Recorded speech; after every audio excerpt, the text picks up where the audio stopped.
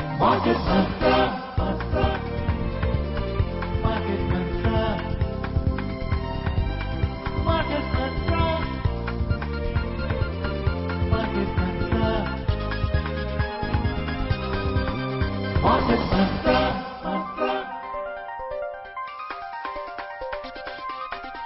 Market Mantra.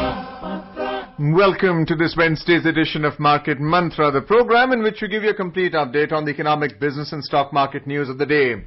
I'm Arjun Chaudhary and with me is my co-anchor in Hindi, Manoj Pathak.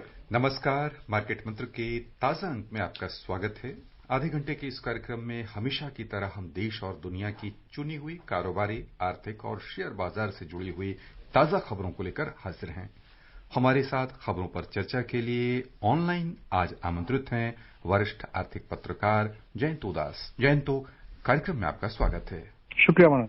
आइए शुरुआत करते हैं अंग्रेजी में हेडलाइन से, जिसे लेकर मौजूद हैं Arjun Chaudhary. Parliament passes 3 labour code bills for the welfare and protection of workers. Also passes foreign contribution regulation amendment bill. Benchmark indices close with losses for the 5th straight session. Sensex ends at 37,668. Nifty settles at 11,132. And gold prices decline to 50,750 rupees per 10 grams in the national capital. संसद ने श्रमिकों के कल्याण और सुरक्षा से संबंधित 3 विधेयकों को पारित किया। संसद ने विदेशी अंशदान विनियमन संशोधन विधेयक 2020 को भी पारित किया। घरेलू शेयर बाजार में लगातार 5वें सत्र में आज गिरावट।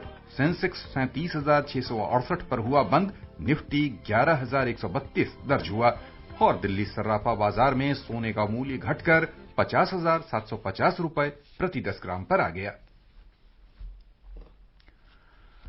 संसद ने श्रमिकों के कल्याण और सुरक्षा के लिए श्रम संहिता संबंधी 3 विधेयकों को पारित कर दिया है। राज्यसभा ने इन विधेयकों को आज स्वीकृति दी, जबकि लोकसभा से ये कल ही पारित हो चुके हैं। पहले विधेयक व्यावसायिक सुरक्षा, स्वास्थ्य और कार्य स्थिति संहिता 2020 में किसी प्रतिष्ठान में नियुक्त व्यक्तियों की व्यावसायिक सुरक्षा, स्वास्थ्य और कार्य करने की दशाओं को विनियमित करने का प्रावधान है। दूसरे विधेयक औद्योगिक संबंध संहिता 2020 में कर्मचारी संघ, औद्योगिक प्रतिष्ठान या उपक्रम में रोजगार की दशाओं, औद्योगिक विवादों की जांच और निपटान संबंधी कानून को संशोधित किया गया है।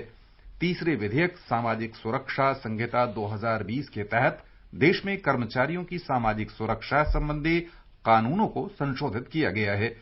विधेयकों पर चर्चा के जवाब में श्रम और रोजगार मंत्री संतोष कुमार गंगवार ने कहा कि इन ऐतिहासिक विधेयकों से समयबद्ध शिकायत समाधान प्रणाली के माध्यम से श्रमिकों के हितों पर दूरगामी प्रभाव पड़ेंगे। उन्होंने कहा कि श्रमिकों को सुरक्षित वातावरण उपलब्ध कराने तथा सामाजिक सुरक्षा प्रणाली के लिए विधेयकों में कई प्रावधान किए गए हैं। चर्चा में हस्तक्षेप करते हुए सूचना और प्रसारण मंत्री प्रकाश जावड़ेकर ने कहा कि इन ऐतिहासिक विधेयकों से श्रमिकों को न्याय मिलेगा।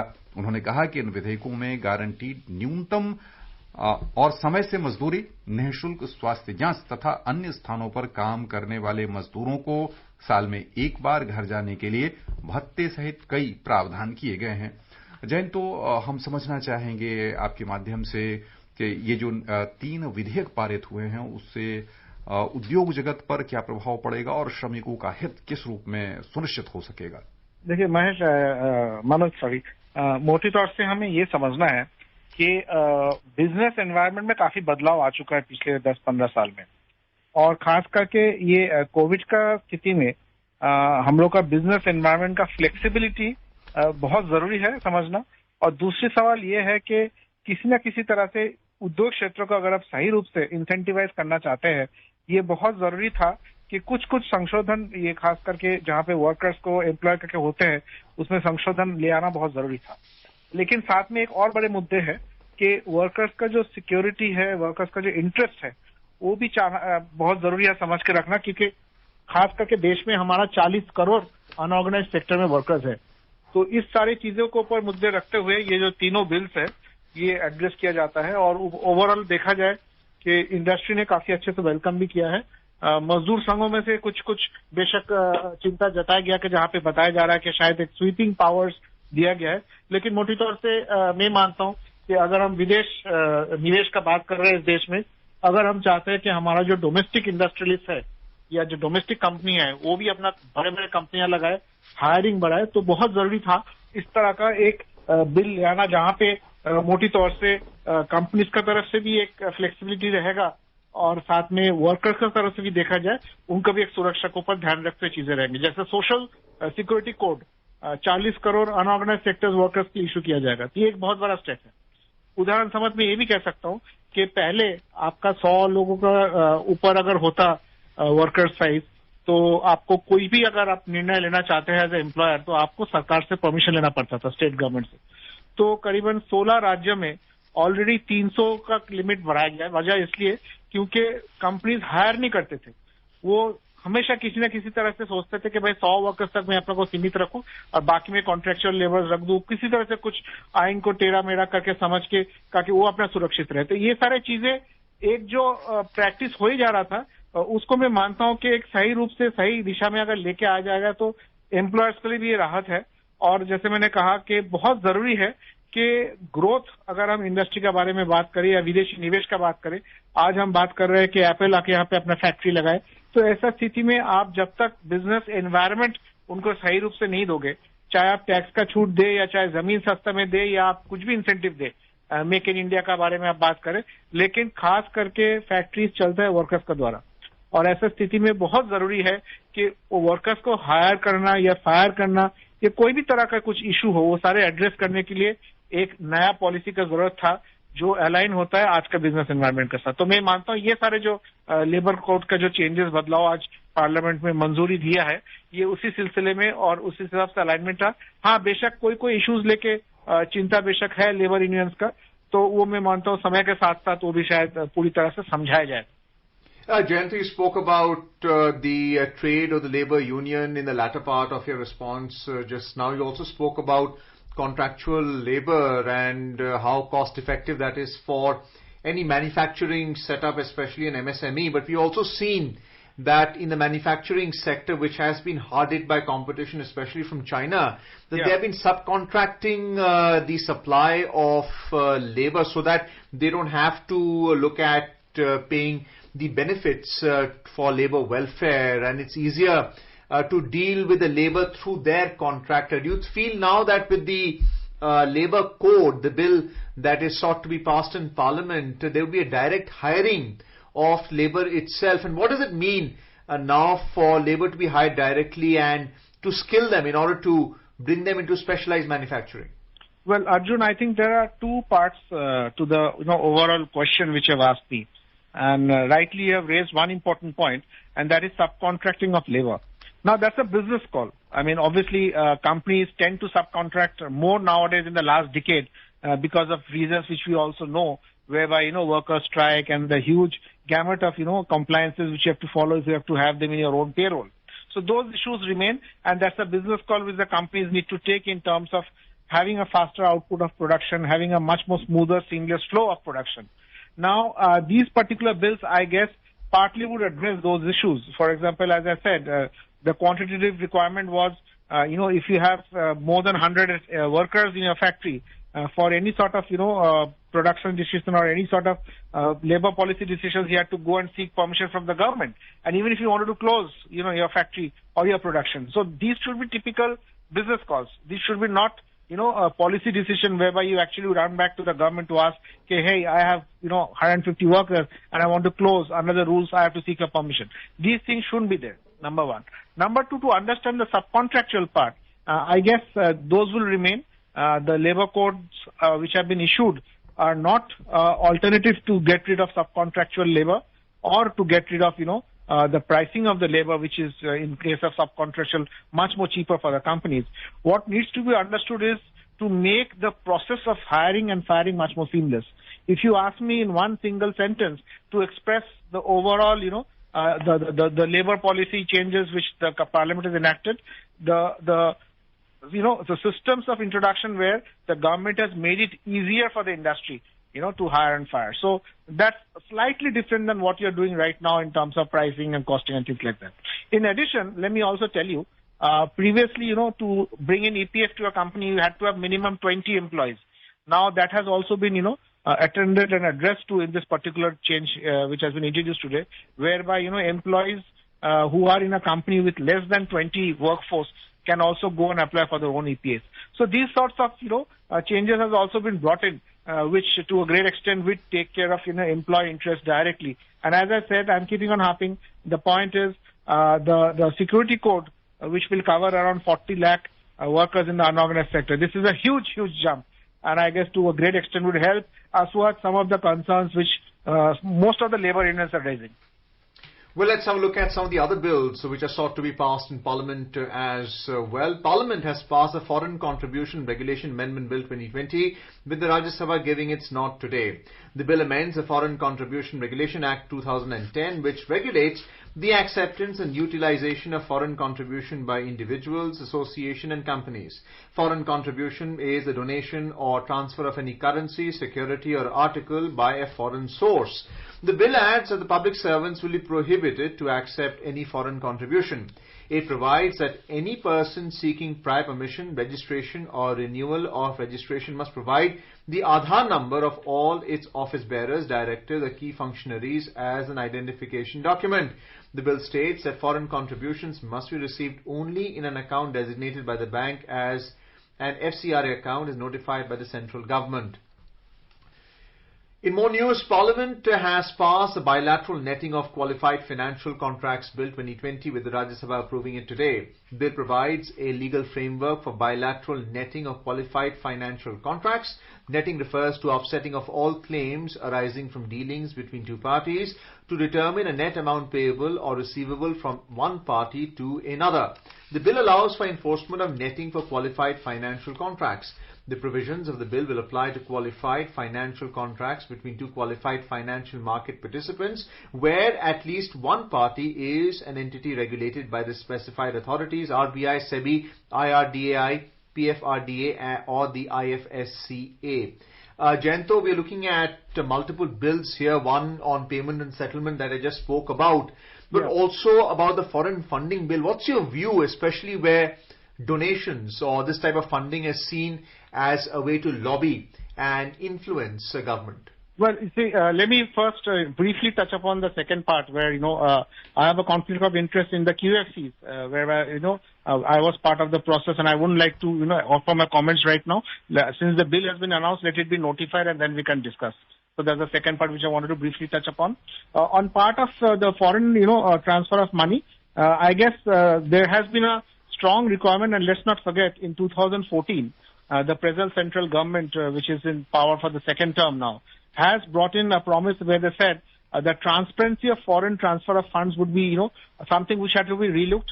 It has to be readdressed as well as, defined in such a manner so that we actually know to whom the money is getting landed up.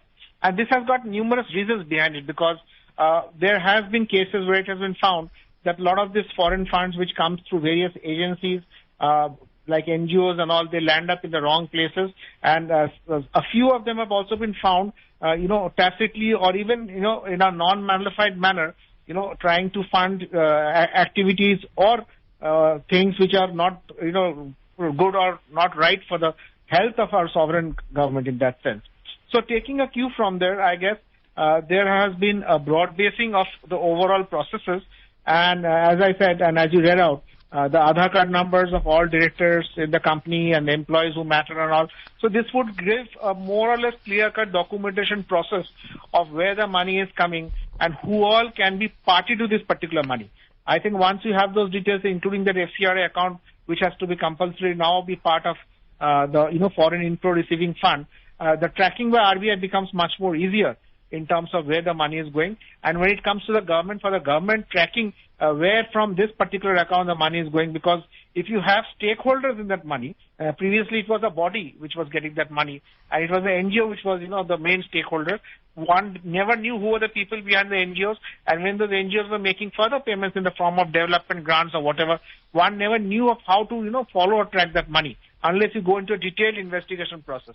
Now at least, right at the source of funds, these sorts of, data entry points will be created through documentation, and I guess will give a much more transparent and fairer picture of how the money is coming in, on whose account is coming in, and from henceforth where this money is going. So specifically with the Aadhaar tracking, because let's not forget, Arjun, Aadhaar's track is also, simultaneously tracked with your PAN card number. यानी कुल मिलाकर इसे ऐसे समझा जाए कि अब विदेश से आने वाले दान के रूप में धन की कहां यानी कौन उपयोग करता है और कहां यह खर्च किया जा रहा है, किस रूप में प्रभावित किया जा रहा है, समझना, देखना और जांच करना बिल्कुल आसान हो जाएगा। बिल्कुल मनोज, और साथ में मैं ये भी कहना चाहूंगा, अब जैसे शुरुआत में मैंने कहा कि हमारा देश में काफी सारे जो एक्ट्स है जो अगेंस्ट द सॉवरेन गवर्नमेंट या सॉवरेन स्टेट होता है, चाहे वो टेररिस्ट की तरह से हो, चाहे वो फंडिंग हो, कहीं ना कहीं आर्म्स का फंडिंग हो, इलीगल आर्म्स का फंडिंग हो, तो ये सारे पैसा जब आप ट्रैक करने लगते हैं, इन्वेस्टिगेटिव एजेंसीज को काफी दिक्कत हुआ है to actually track it back to right from the source to the end user. तो ऐसा स्थिति में हमेशा एक खतरा रहता है। अब जैसे मैंने कहा कि सिर्फ फंड्स ये नहीं कि अगर फंड्स का गलत इस्तेमाल करे कि वो आर्म्स खरीदा जा रहा है या टेरर फंडिंग होता है, कभी कभी ये भी होता है कि आप वर्कशॉप्स फॉर एग्जांपल ऑर्गेनाइज कर रहे हो which are against the sovereign interest of the states, तो वो सारी चीजें भी आपको मोरलेस समझना चाहिए। और जैसे मैंने कहा कि सिर्फ इंडिया में नहीं, most of the developed countries में इस तरह का एक proper tracking system through source of funds किया जाता है, जहां पे उन लोगों के लिए भी बहुत आसान होता है ट्रैक करना। और जैसे हमने कहा कि आजकल नया बिजनेस एनवायरनमेंट है और ये भी समझना जरूरी है कि अगर कोई बिजनेस के लिए पैसा मंगवा रहा है तो पैसा आखिर में बिजनेस में जाके पहुंचना चाहिए। और आधार कार्ड का मेन सोर्स, जैसे मैंने कहा कि पैन कार्ड का साथ आधार कार्ड लिंक होता है, तो आपको वहां पे भी कहीं ना कहीं आपका पैन कार्ड का साथ भी ये इंफॉर्मेशन फीड और इंटेलिजेंस फीड आपका रिफ्लेक्ट करेगा ओवरऑल गवर्नमेंट सिस्टम्स में। आइए खबरों का सिलसिला आगे बढ़ाएं, चलें शेयर बाजार की ओर। घरेलू शेयर बाजार में लगातार 5वें सत्र में आज गिरावट हुई। बॉम्बे स्टॉक एक्सचेंज का सेंसेक्स कारोबार के अंत में 66 अंक यानी 0.17% घटकर 37,668 पर बंद हुआ। उधर नेशनल स्टॉक एक्सचेंज का निफ्टी 22 अंक यानी 0.2% की कमी के साथ 11,132 दर्ज हुआ। विस्तृत बाजारों पर ध्यान दें तो वहां भी बिकवाली ही देखने को मिली। बीएसई मिड कैप इंडेक्स 0.3% घाटे में रहा। स्मॉल कैप इंडेक्स में 0.07% की मामूली गिरावट हुई। Benchmark indices today paired intraday gains to end with losses for the fifth straight session as sentiment remained risk-averse despite supportive cues from global markets. Telecom and finance counters witnessed robust selling while gains in index heavyweights, Reliance Industries and HDFC Bank restricted the losses for the benchmarks. After opening on a positive note, the 30-share BSE Sensex came under selling pressure in afternoon trade before finally closing 66 points, or 0.17% lower at 37,668. Similarly, the NSE Nifty fell 22 points or 0.20% to close at 11,132. The broader indices of the BSE were also down. Mid-cap declined 0.33% while small-cap ended marginally lower by 0.07%. Bharti Airtel was the top laggard in the Sensex pack, tanking 7.9%. Tata Steel, IndusInd Bank, NTPC, Power Grid, ONGC, TCS and Bajaj Finance were among the other losers, tumbling as much as 3.5%. On the other hand, Axis Bank, Hindustan Unilever, Infosys, HDFC Bank, Nestle India and Titan led the winners chart with gains of up to 1.8%. Reliance Industries closed 0.83% higher after the company said global investment firm KKR will invest 5,550 crore rupees in its subsidiary Reliance Retail Ventures Limited for 1.28% equity stake. Sector-wise, BSE Telecom Index crashed 7.36%, followed by power, utilities, tech and healthcare indices that slipped up to 2.13%.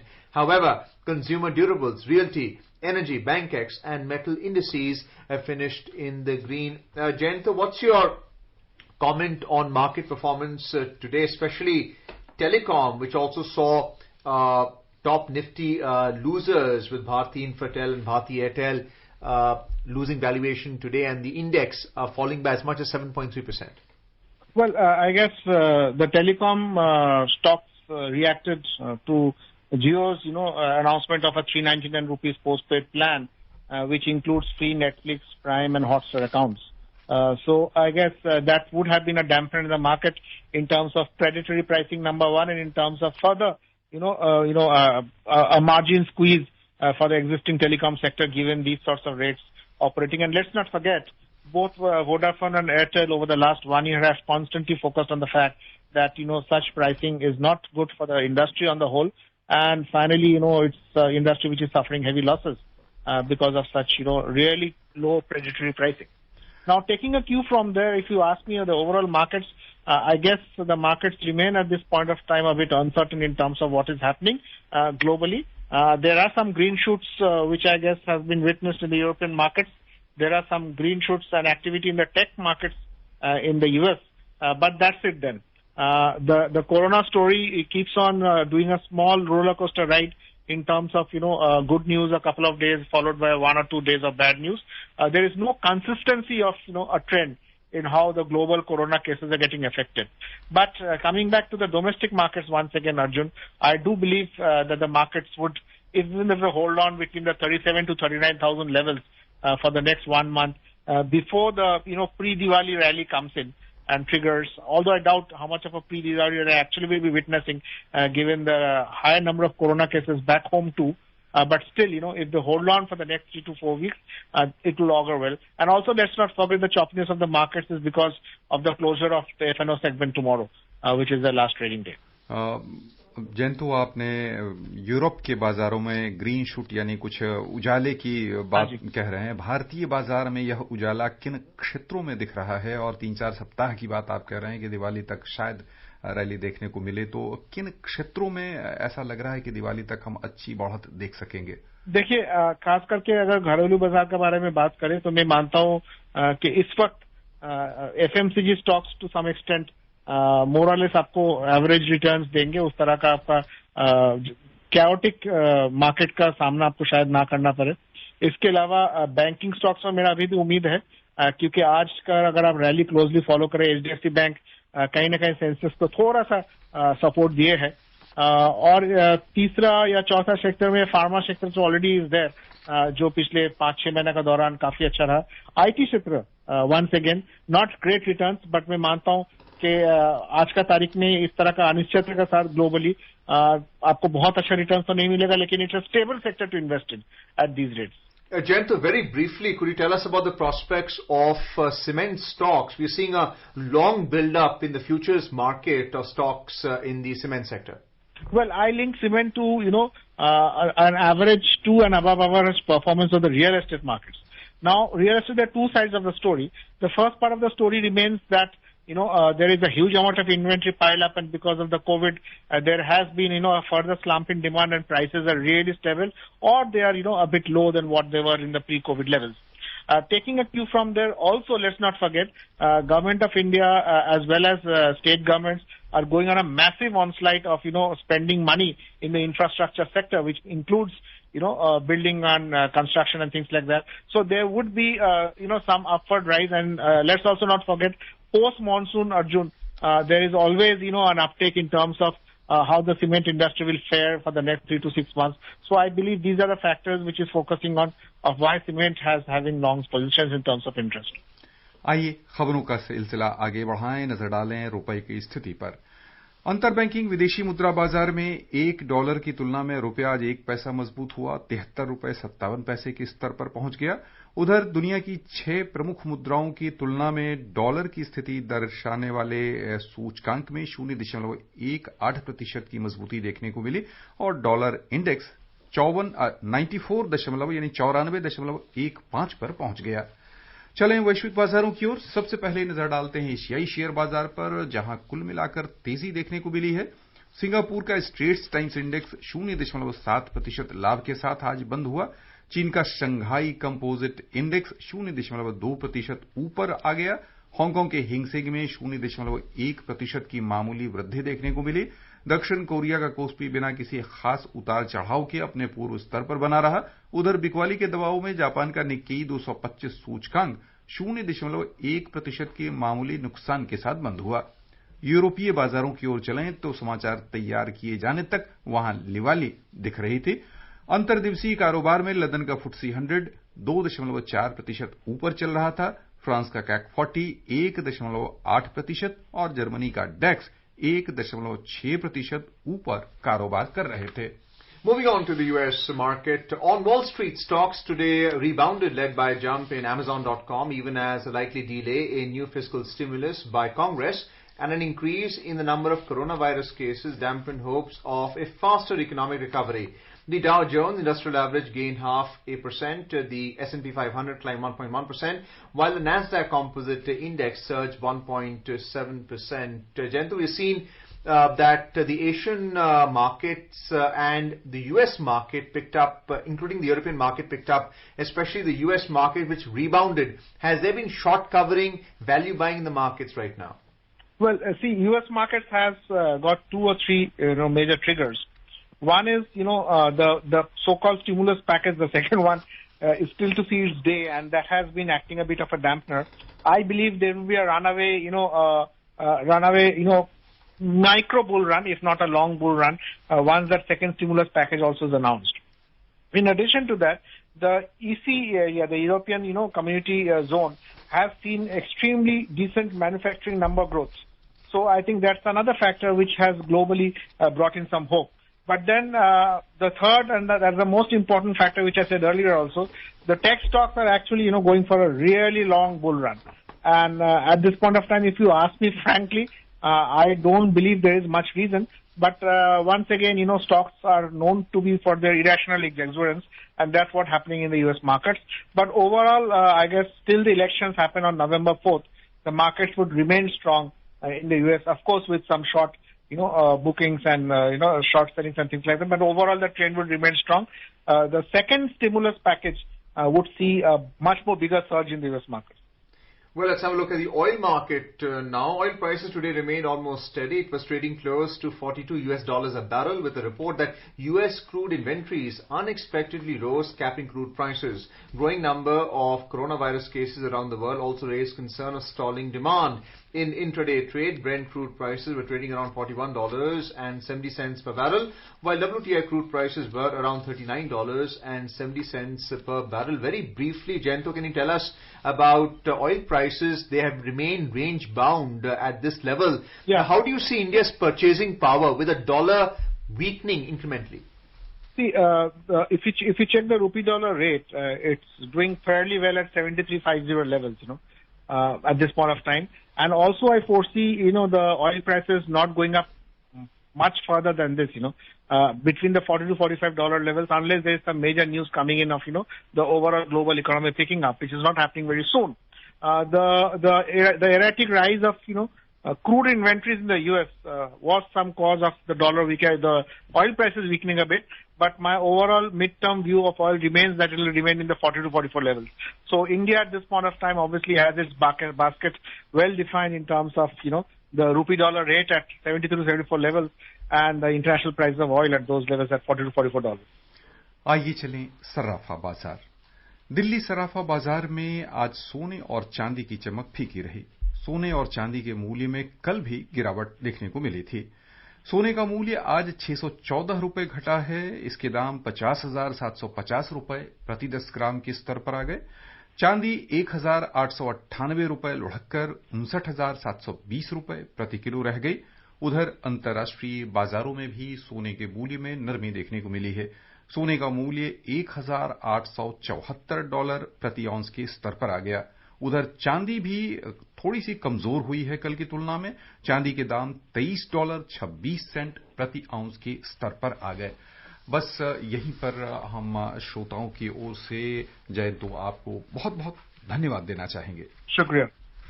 And before we close, a reminder of the headlines. Parliament passes 3 Labour Code bills for the welfare and protection of workers. Also passes the Foreign Contribution Regulation Amendment Bill. Benchmark indices close with losses for the 5th straight session. Sensex ends at 37,668. Nifty settles at 11,132. And gold prices decline to 50,750 rupees per 10 grams in the national capital. श्रोताओं, इसी के साथ हमारा आज का अंक अब संपन्न हुआ चाहता है। आपसे हम विदा लेना चाहेंगे। कल हमारे इस कार्यक्रम में एक बार फिर से हम आपका स्वागत करने के लिए तैयार रहेंगे। तब तक के लिए दीजिए विदा। नमस्कार।